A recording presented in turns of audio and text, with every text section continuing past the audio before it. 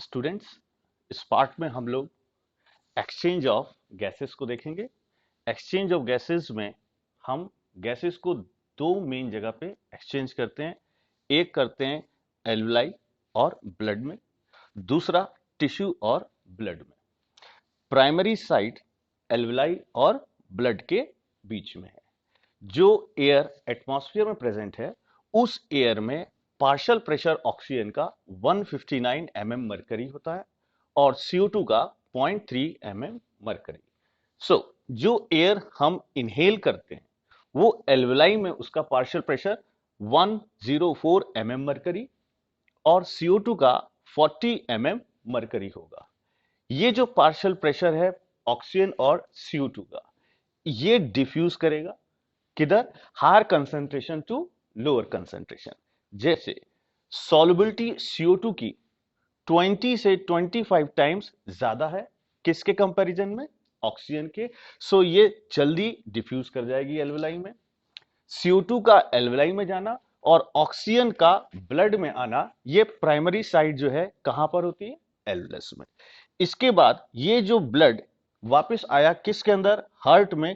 किसके through? Pulmonary vein में। इस ब्लड को हम लोग बोलेंगे ऑक्सीजनेटेड ब्लड या प्योर ब्लड बोलेंगे। ये ऑक्सीजनेटेड या प्योर ब्लड जिसमें ऑक्सीजन की मात्रा ज्यादा है, ये किसके अंदर गया? टिश्यू के पास गया। किसके थ्रू? सिस्टमिक आर्टरीज के थ्रू। सिस्टमिक आर्टरीज में ऑक्सीजन की मात्रा ज्यादा है, पार्शियल प्रेशर, ये टिश्यू में जाएगा। टिश्यू के पास में किसकी ज्यादा है? CO2 की। सो CO2 डिफ्यूज कर जाएगी ब्लड में। ये जो डीऑक्सीजनेटेड ब्लड है या इंप्योर ब्लड है, ये किसको दे दिया जाएगा? हार्ट को। हार्ट इसको पंप कर देगा लंग्स में। सो यहां डिफरेंट हमने पोजीशन पर पार्शियल प्रेशर किसका देखा? गैसेस का। दो important point, pulmonary artery carry what? Deoxygenated blood, while pulmonary vein carry what? Oxygenated blood। ये ऑक्सीजनेटेड ब्लड हमारे लेफ्ट एट्रिया में आ रहा है और डीऑक्सीजनेटेड ब्लड हमारा राइट वेंट्रिकल से किस में जा रहा है? एल्वेलाई में। इस पूरे एरिया में हम लोग ने क्या देखा? डिफरेंट एरिया पे पार्शियल प्रेशर ऑफ गैसेस। ये जो पार्शियल प्रेशर ऑफ गैसेस है, इसमें हम लोग पहले पढ़ेंगे ट्रांसपोर्ट ऑफ ऑक्सीजन और फिर हम लोग पढ़ेंगे transport of CO2। So here transport of oxygen दो तरह से होता है। सबसे ज्यादा ऑक्सीजन डिसॉल्व हो जाती है किसमें? आरबीसी के अंदर जाएगी और 3% डिसॉल्व फॉर्म में होगी किसके अंदर? प्लाज्मा। फिर से 97% ऑक्सीजन किसके साथ ट्रेवल करेगी? आरबीसी के साथ। और 3% किसके अंदर? डिसॉल्व फॉर्म में होगी प्लाज्मा में। सो ट्रांसपोर्ट ऑफ ऑक्सीजन दो तरह से होता है, one through RBC and another through in the dissolve form of plasma. एक चीज यहां पे देखते हैं, नॉर्मल कंडीशन में ह्यूमंस के अंदर 15 ग्राम हीमोग्लोबिन प्रेजेंट होता है 100 ml ब्लड। हीमोग्लोबिन एक रेड पिगमेंट है जो ऑक्सीजन कैरी करता है। ये हीमोग्लोबिन के पास में चार चेन होती है। सो ये हीमोग्लोबिन जो रेस्पिरेटरी पिगमेंट है, ये चार ऑक्सीजन मॉलिक्यूल को कैरी कर सकता है। सारे ऑक्सीजन मॉलिक्यूल एक साथ अटैच नहीं होते इसमें। हर ऑक्सीजन मॉलिक्यूल दूसरे ऑक्सीजन मॉलिक्यूल के अटैचमेंट की एफिनिटी को इंक्रीज करेगा। सो फिर से 15 ग्राम या 15 ग्राम हीमोग्लोबिन प्रेजेंट है कितने? 100 ml ब्लड में। ये हीमोग्लोबिन 1 ग्राम 1.34 ml ऑक्सीजन कैरी करेगा। How much? 1.34 ml oxygen carry कर रहा है 1 ग्राम हीमोग्लोबिन। सो 15 ग्राम और 15 ग्राम haemoglobin carry how much? Approximate 20 ml oxygen. ये जो 20 ml ऑक्सीजन है, इसमें से 5 ml ट्रांसपोर्ट हो जाएगी टिश्यू को, यानी जितनी ऑक्सीजन हमारे ब्लड में आई उसका 5 ml ही खाली ट्रांसपोर्ट हो रहा है। सो यूज कितना हो रहा है? अप्रोक्सीमेट 25%, वाइल 15 ml ये वापस जाएगी। ये वो कंडीशन है जब नॉर्मल। लेकिन कभी हम हैवी एक्सरसाइज कर रहे हैं, स्ट्रेनस एक्सरसाइज, विग्रेस एक्सरसाइज, कोई एक्स्ट्रा रनिंग काम कर रहे हैं, जॉगिंग कर रहे हैं या कहीं क्लाइंबिंग कर रहे हैं, उस समय ज्यादा ऑक्सीजन क्या होगी? टिश्यू को डिलीवर की जाएगी, लगभग इसकी 2 और 3 times. So each haemoglobin molecule carry how much oxygen molecule? 4 oxygen molecule is carried by one hemoglobin molecule. Each oxygen molecule increases the affinity to attach on hemoglobin for the other oxygen molecule. That's why the graph between partial pressure of oxygen and the saturation of hemoglobin looks like a sigmoid, because each oxygen molecule increases the affinity for other oxygen molecule to attach on hemoglobin. It's represent a S shape or sigmoid shape graph. The graph between oxygen and hemoglobin is called oxygen hemoglobin dissociation curve or oxygen dissociation curve. Here we are seeing that when partial pressure of oxygen increases, as partial pressure of oxygen increases, percentage of hemoglobin saturation increases. Here at 40 partial pressure, how much? 75% hemoglobin saturated. So the partial pressure of oxygen is 40 while the saturation of hemoglobin is 75. This blood, in which 75% hemoglobin is saturated, is called deoxygenated blood. That means at the partial pressure of 40 of oxygen, the blood is deoxygenated. So when more oxygenated partial pressure increases, this deoxygenated blood change into oxygenated blood. This graph is sigmoid or S shape due to some factors, and these factors are CO2, temperature, pH, H ions, diphosphoglycic acid. So if these are normal, then the graph is S shape. As these factor changes, that means if CO2 partial pressure is 40 mercury, the graph is sigmoid shape. If the temperature is approximate 37 degrees centigrade, the graph is sigmoid shape, and the pH is 7.4, the graph is sigmoid shape. If these factor changes, the graph either shift to the right side or either it shift to the left side. When this graph shift to the right side, then we called it Bohr's effect. Bohr's effect occur at tissue level. So at tissue level, what? CO2 partial pressure is more, pH is low, while temperature is more. So if temperature increases or CO2 partial pressure increases or pH decreases, the graph shifted towards the right side. This is called Bohr's effect. In alveoli level, this graph moves opposite to the right, that is left side. So graph looks like slightly towards the left. This is left side. Left side graph is found in fetus, and left side graph is also of myoglobin. Myoglobin is also a respiratory pigment of muscle.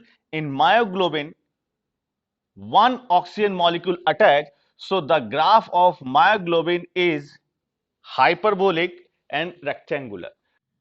So the graph of hemoglobin is sigmoid or S shape, while the graph of myoglobin is hyperbolic or rectangular. This is the difference between myoglobin and hemoglobin graph. Here, now we see the transport of CO2. As we already know, the oxygen transport in two medium, one through RBC and other through dissolved form of plasma. यहाँ पे हम देखेंगे CO2 किस किस रूप में travel कर रही है. टिश्यू में CO2 बनी, ये CO2 7% डिजोल्व हो गई प्लाज्मा में. सो 7% डिजोल्व फॉर्म है प्लाज्मा में, वाइल बाकी CO2 किसके अंदर एंटर कर जाती है? आरबीसी में. ये आरबीसी में जो एंटर करती है, इसमें 20 से 25%, 20 से 25% it combined with hemoglobin, so form carb amino hemoglobin. While due to presence of carbonic anhydrase, it is one of the fastest enzyme. This carbonic anhydrase converts or combine the CO2 with water to form H2CO3. This H2CO3 breaks into H ions and combined with hemoglobin, while HCO3 ions comes out from the RBC. HCO3 के बाहर आने से अंदर negative ions की कमी हो जाती, तो जितने CO3 आयंस बाहर आएंगे उतने प्लाज्मा में से क्लोराइड आयंस आरबीसी के अंदर चले जाएंगे। प्लाज्मा से क्लोराइड आयंस का अंदर जाना, इसको हम बोलेंगे क्लोराइड शिफ्ट। कोई भी चीज किसी सेल के अंदर आ रही है, इस प्रोसेस को बोलेंगे इनफ्लक्स। क्लोराइड शिफ्ट का influx is also known as Hamburger's phenomena. So ये प्रोसेस हो गई CO2 की ट्रांसपोर्ट की, कहां पर? टिश्यू पे। सो टिश्यू में CO2 कितने मेथड से ट्रेवल कर रही है? 7% dissolve form of plasma, not plasma, dissolved form of plasma, while the rest amount enter in RBC. the rest amount में HCO3 बाहर आ गई। ये जो 70% है लगभग, ये बाहर सोडियम आयन से कंबाइन करेगी। सो अगर हमसे अगर सवाल पूछे कि कितनी प्लाज्मा के थ्रू ट्रेवल करेगी, सो ये CO2 का पार्ट हो गया, HCO3 और ये प्लाज्मा, तो टोटल कितनी हो जाएगी? लगभग 70 से 77% के आसपास प्लाज्मा के थ्रू। लेकिन अगर डिजोल्व फॉर्म पूछेगा तो हम आंसर देंगे ओनली 7%। सो जो CO2 टिश्यू से निकली और ब्लड में आई, ये CO2 ट्रेवल करते हुए हार्ट में आई और हार्ट से ये पंप कर दी गई लंग्स के पास। लंग्स के पास एल्वेलाई में ऑक्सीजन की मात्रा ज्यादा है, सो हायर कंसंट्रेशन से लोअर कंसंट्रेशन की ओर ऑक्सीजन मूव करेगी। जो ब्लड CO2 कैरी किया था वो डिफ्यूज हो जाएगा। कैसे होगा यहां हम देखते हैं। एल्वेलाई के अंदर जो ऑक्सीजन डिलीवर हो रही है, ये ऑक्सीजन डिसॉल्व फॉर्म CO2 को रिलीज करा देगी। यही ऑक्सीजन कार्ब अमाइनो हीमोग्लोबिन, जो कितने था? 20 से 25% CO2 कैरी कर रहा था, इस 20 से 25 CO2 को रिलीज कराएगा और क्या बनाएगा? HbO2 बनाएगा। मैक्सिमम जो CO2 थी वो कैसे फॉर्म हो रही थी, कैरी हो रही थी? इस फॉर्म में कैरी हो रही थी। सो ये ऑक्सीजन क्या होगा? इससे कंबाइन करेगा और क्या बनाएगा? HbO2 बनाएगा। जैसे ही HbO2 बनेगा, H आयंस रिलीज होंगे। H आयंस का रिलीज होना is called हेल्डेन effect. So हेल्डेन effect occur eight alveoli level. और यहां पर हम लोग ने एक और चीज पढ़ी थी, बोर इफेक्ट। बोर इफेक्ट हम लोग ने कहां पढ़ा था? Tissue level. जहां पर क्या होगा? CO2 ज्यादा होगी, pH कम होगा, टेम्परेचर ज्यादा होगा। सो हम कह सकते हैं हेल्डेन और बोहर इफेक्ट अलग अलग या एक दूसरे के अपोजिट वर्क कर रहे हैं। ये बोहर इफेक्ट टिश्यू पर और हेल्डेन इफेक्ट कहां पे वर्क कर रहा है? एल्वेलाई पर। फिर से HbO2 के बनते ही क्या रिलीज हो गए? H ions. ये कुछ मात्रा में जो HCO3 बचे थे इनसे कंबाइन कर जाएगा और क्या बनाएगा? H2CO3। ये H2CO3 कार्बोनिक एनहाइड्रेस की वजह से फिर से ब्रेक हो जाएगा और ये CO2 रिलीज हो जाएगी। सो जितनी CO2 कैरी करके लेकर आया था ब्लड, वो सारी की सारी किस पे चली गई? एल्वेलाई पे चली गई। चूंकि CO2 बाहर निकल गई, सो कुछ HCO3 आयंस प्लाज्मा से मूव करने लगेंगे आरबीसी के अंदर। इन HCO3 का आरबीसी के अंदर मूव करने से फिर से आयनिक बैलेंस चेंज होगा, जिससे क्लोराइड आयंस आरबीसी से बाहर आ जाएंगे। सो क्लोराइड आयंस का आरबीसी से बाहर आना इज कॉल्ड इफ्लक्स।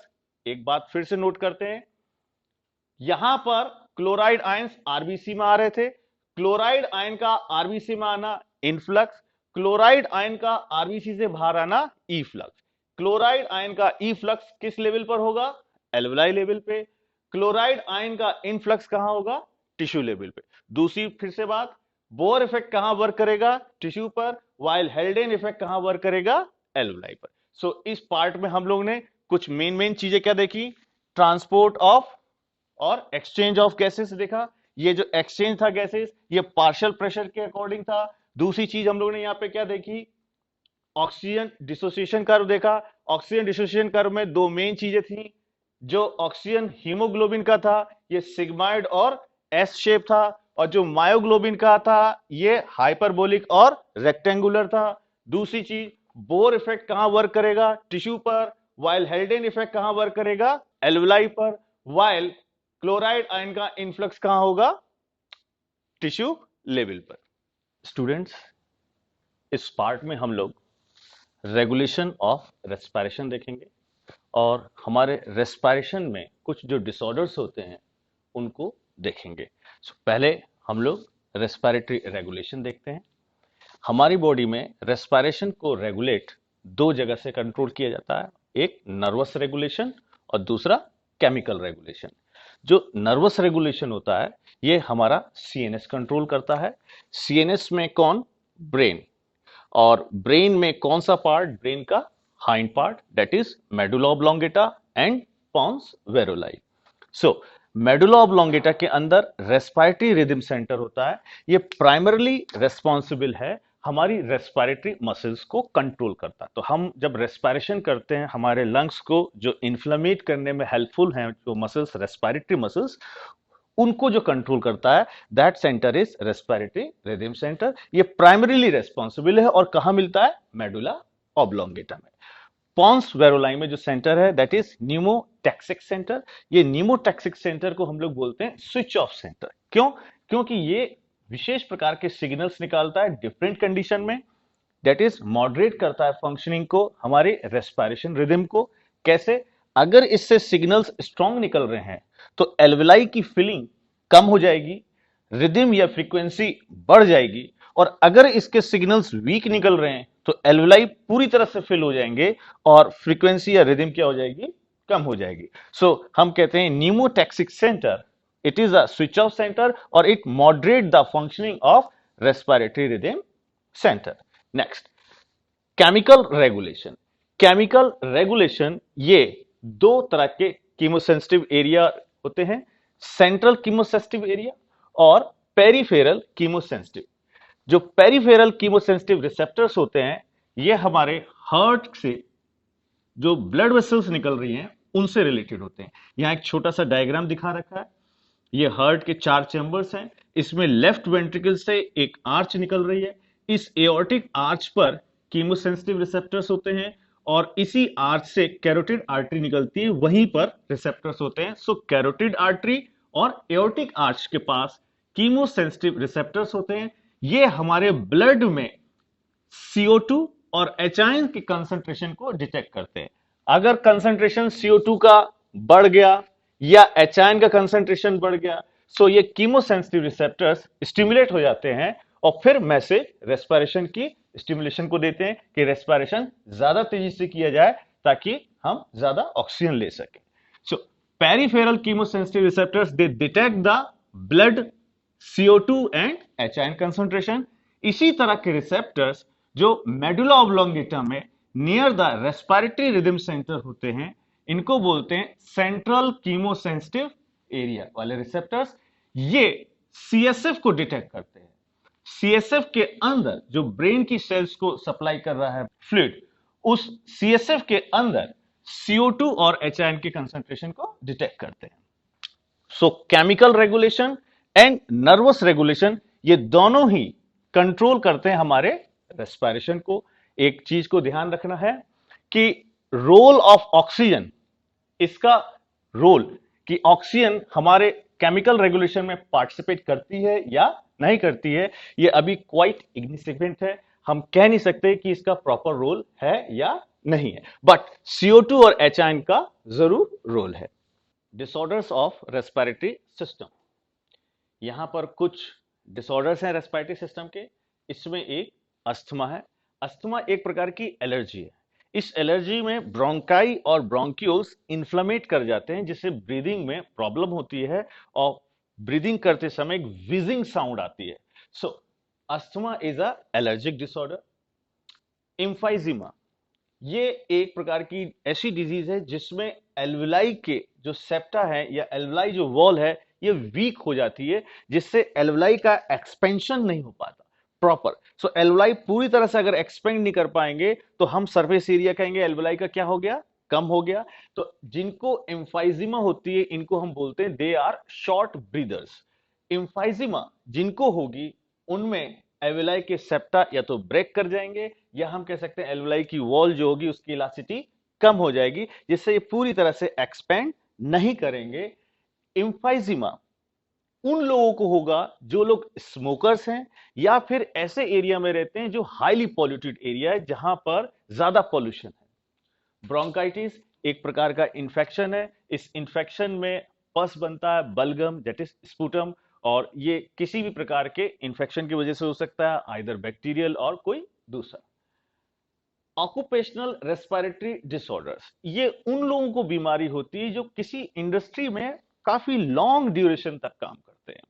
अगर ये काफी लॉन्ग ड्यूरेशन तक काम करेंगे तो उस इंडस्ट्री में, जिस इंडस्ट्री में ये काम कर रहे हैं, आइदर स्टोन ब्रेकिंग और इन फाइबर्स इंडस्ट्री, ये स्टोन पार्टिकल्स और फाइबर्स इनके लंग्स में जाएंगे, जिससे इनके लंग्स के अंदर फाइबर्स इकट्ठे हो जाएंगे, फाइब्रोसिस होगी और ये प्रॉपर रेस्पायर नहीं करेंगे। सो ऐसे लोग जो किसी इंडस्ट्रीज में काम करते हैं, जो उनका अपना ऑक्यूपेशन है, that is called occupational respiratory disorders. एक आजकल लेटेस्ट बीमारी है दैट इज कोविड 19। कोविड 19 जो डिजीज है, ये SARS CoV 2, severe acute respiratory syndrome corona virus 2, ये फैलाता है।